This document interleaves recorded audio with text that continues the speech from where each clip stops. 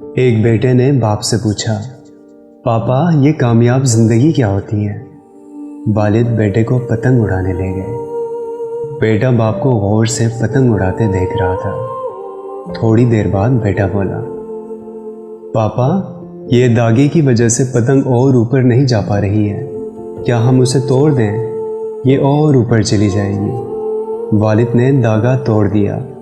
پتنگ تھوڑا سا اور اوپر گئی اور اس کے بعد لہرا کر نیچے آئی اور دور انجان جگہ پر جا کر گر گئی۔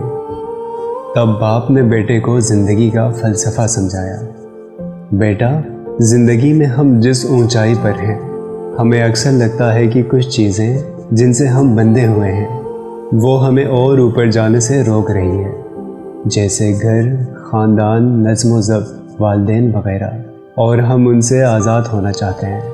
اصل میں یہی وہ داغے ہوتے ہیں جو ہمیں اس اونچائی پر بنا کے رکھتے ہیں۔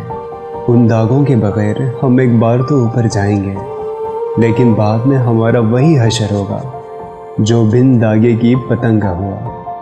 لہٰذا زندگی میں اگر تم بلندیوں پر رہنا چاہتے ہو تو کبھی ان داغوں سے رشتہ مت توڑنا۔